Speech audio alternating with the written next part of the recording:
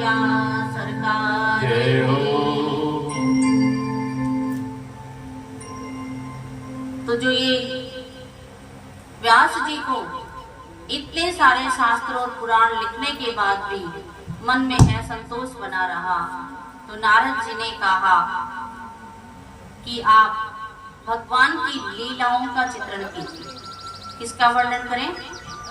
भगवान की लीलाओं का वर्णन करें कि भगवान ने क्या क्या लीला की है, क्योंकि भगवान के जितने भक्त हैं वो भगवान की लीलाएं सुन के भी इस सांसारिक मोह माया से क्या हो सकते हैं, दूर हो सकते हैं।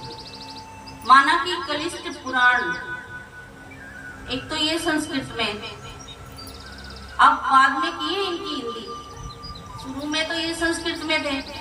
हमारी रामायण है वाल्मीकि जी ने लिखी, भाषा क्या रही, संस्कृत रही उसको बाद में उसकी हिंदी की गई।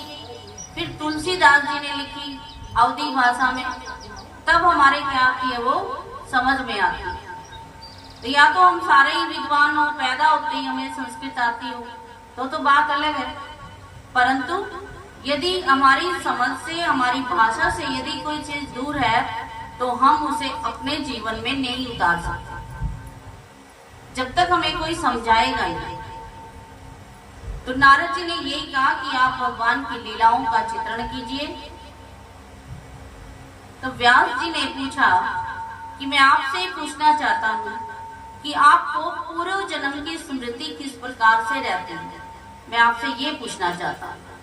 तो नारद जी ने अपने पूर्व जन्म का वृतांत बताया और उन्होंने कहा कि मैं पिछले कल्प में एक वेदवादी ब्राह्मण की एक दासी का लड़का था और मेरी माता उन वेदवादी ब्राह्मणों का भोजन बनाती और मैं भी उनके पीछे पीछे रहता था।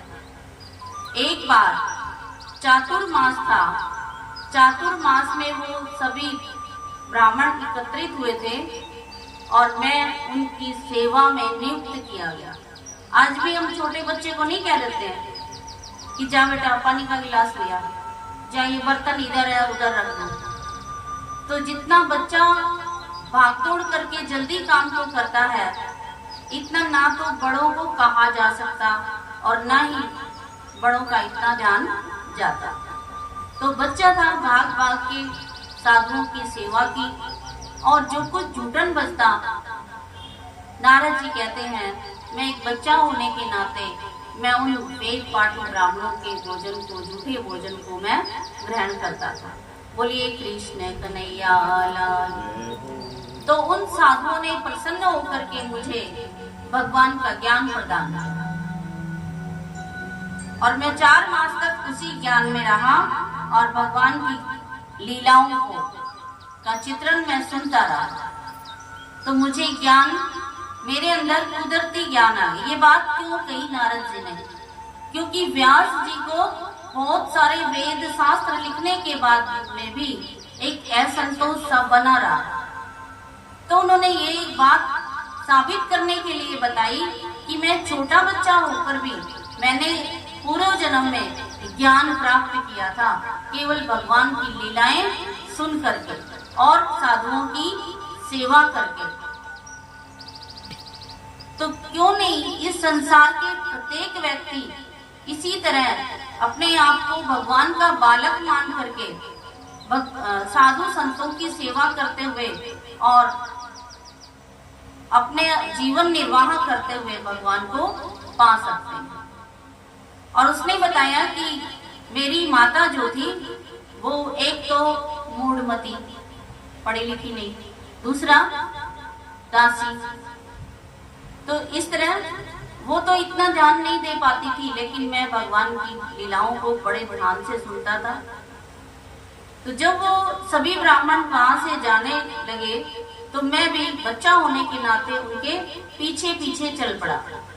तो साधुओं ने कहा कि बेटा तुम्हारी माँ जिंदा है अभी, तो तुम क्या करो, इनकी सेवा करो, अभी इनकी सेवा करो, अभी तुम हमारे साथ मत चलो। तो नारद जी बताते हैं कि एक गाय थी, मेरी माता गाय की सेवा करती थी और एक बार वो गाय का दूध निकालने के लिए गई। एकदा निर्गता गेहात् द्वंतिन निशिगाम्पति सर्पो एदशत्पदः स्पृष्टः कृष्णां कालचोदितः। तो मेरी माँ शाम के समय गाय का दूध निकालने के लिए गई थी, तो एक सर्प ने उसे डस लिया। बोलिए कृष्ण कन्हैया सांवरिया सरकार। तो मेरी माता की मृत्यु हो गई, तो मैं अकेला हो गया।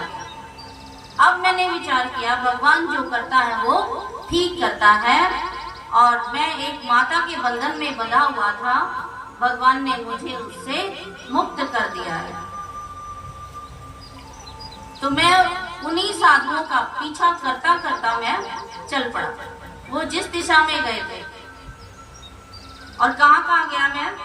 रास्ते में अनेक देश आए, वन आए, जंगल आए, नदी आई, तालाब आया।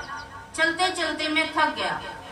मैंने एक जगह पर आचमन किया और आसन लगाकर उसी ध्यान में बैठ गया जिस ध्यान में लगने के लिए उन साधुओं ने मुझे बताया। तो मैं बिल्कुल ध्यान में मग्न हो गया, और उस समय एक बिजली सी कौन जाती है, इस प्रकार से मुझे प्रभु के दर्शन हुए। मैं बड़ा प्रसन्न हुआ, परंतु वो एकदम थोड़ी सी देर में वो सुख जो प्रभु दर्शन का था मुझे मिला। फिर वो प्रकाश मेरे सामने से हट गया। मेरी आंख खुली तो मैं उस प्रकाश को क्या कर रहा था? ढूंढ रहा था, देख रहा था। तब भगवान ने मुझे मेरी अंतर आत्मा में बताया कि ये पुत्र, तुम्हारा इतना प्रयास नहीं हुआ है कि तुम्हें मेरे दर्शन हो जाए, तुम्हें अगले जन्म में मेरी प्राप्ति होगी। तो नारद जी कहते हैं कि जब कल्प का अंत हुआ, कल्प का अंत हुआ और मैं प्रलयकालीन समुद्र में जब सारी सृष्टि और भगवान एकार्ण शयन करते हैं, तो ब्रह्मा जी की सारी सृष्टि समेटी जा रही थी, तो मैं भी उन्हीं के मुख के द्वारा अंदर प्रवेश कर गया। और जब अगला मेरा जन्म हुआ वो ब्रह्मा के मुख से ही हुआ। इसलिए मुझे क्या कहते हैं? ब्रह्मा का पुत्र नारद कहते हैं। और मुझे भगवान की लीलाओं का चित्रण जब मैं कर रहा था, भगवान को याद कर रहा था, उस समय उस प्रकाश ने मुझे ये कहा था कि तुम्हें पूर्व जन्म का वृतांत भी याद रहेगा और तुम मेरी ही याद में सभी लोगों में बड़ी ही प्रसन्नता से आप घूमते फिरेंगे और मेरी भक्ति का वरदान तुम्हें प्राप्त रहेगा। बोलिए कृष्ण कन्हैया लाल।